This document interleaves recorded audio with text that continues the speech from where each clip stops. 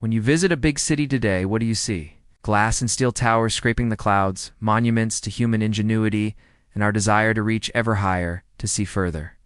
These are the skyscrapers, buildings so tall that they seem to touch the sky. But did you know that some of the world's first skyscrapers got their start from a much more prehistoric source? When architects were designing some of the tallest buildings in the world, they looked to the dinosaurs for inspiration. And you can still see the legacy of those ancient beasts in the modern skyscrapers around you today. So join us as we take a journey back in time to explore how dinosaurs ended up in your city. The first skyscrapers. The story of the skyscraper is one of constant pushing of boundaries.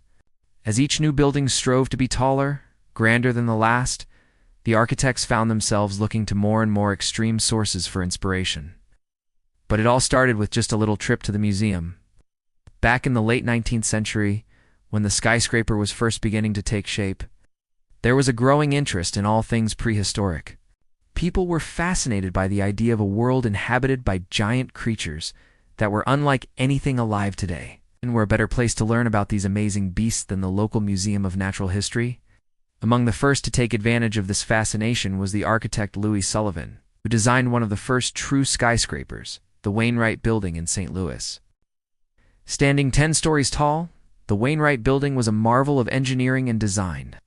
It was the first building to use steel esqueleto to support its structure, allowing for larger windows and more open interior spaces.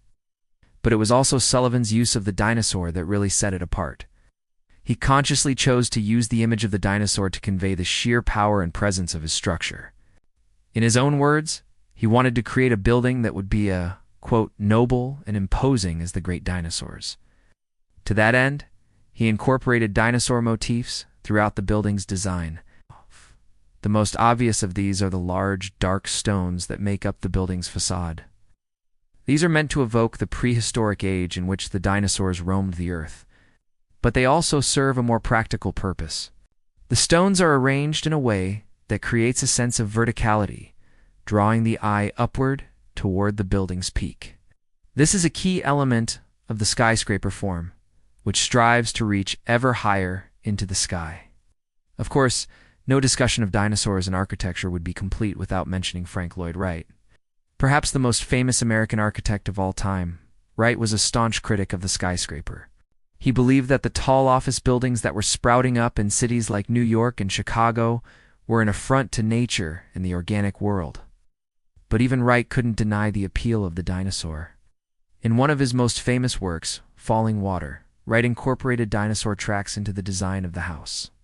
For Wright, this was a way of connecting his clients to the natural world and the ancient history of the site. But it was also a clever bit of design, adding a sense of whimsy and wonder to the house. The Chicago School. But Sullivan and Wright weren't the only ones to take inspiration from the dinosaurs. In fact, the Chicago School of Architecture, which included some of the most important figures in the history of the skyscraper, was obsessed with the prehistoric beasts. The most famous member of this group was Louis Sullivan again, whose work we've already discussed. But there were many others, including Daniel Burnham, whose design for the Flatiron Building in New York City was inspired by the shape of a dinosaur's backbone. Then there was William Van Allen, who designed the Auditorium Building in Chicago with its soaring arches and dinosaur-like frills. These architects were drawn to the power and grandeur of the dinosaurs, but they were also interested in the creatures in their own right. They saw in the dinosaurs a reflection of the human condition, the struggle to survive in a world that is constantly changing. It's no coincidence that the skyscraper, like the dinosaur, is a structure of superlatives. It's the tallest, grandest building in any city. It's the epitome of human achievement and progress.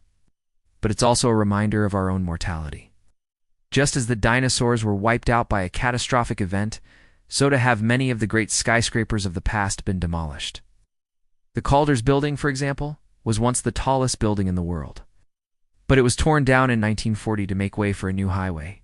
In this sense, the skyscraper is a kind of metaphor for humanity's relationship to the natural world. We strive to build ever higher, but we do so at our own peril.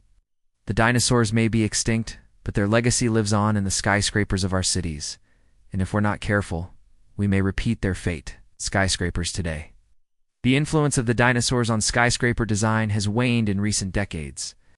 Modern architects tend to be more interested in function than form, and the dinosaurs offer little in the way of practical inspiration. Nevertheless, the legacy of the prehistoric beasts can still be seen in the skyscrapers of today. Many modern buildings incorporate elements of nature into their design, whether it's a green roof or a solar panel array. And some architects are even experimenting with building materials that mimic the texture of dinosaur bones or the patterns of dinosaur skin. Of course, these are just the latest iterations of a much longer tradition. Skyscraper has always been a reflection of humanity's relationship to the natural world. And nowhere is that relationship more evident than in the case of the dinosaurs. So the next time you look up at the skyscrapers in your city, remember that they weren't the first of their kind. There were others, giants that roamed the earth millions of years ago, creatures whose bones inspired some of the greatest works of human architecture. And if you want to learn more about those creatures, you don't even need to go to a museum. You can find them right outside your window. Thank you for joining us today. We hope you enjoyed learning about the fascinating history of the skyscraper and the dinosaurs app. If you did, please be sure to like and subscribe so you never miss an episode. We also have a website where you can find more information about our videos as well as exclusive content. Thanks again for watching, and we'll see you next time. If you liked this video, then check out this other one about the biggest dinosaurs. Or check this one out about a new discovery about T-Rex.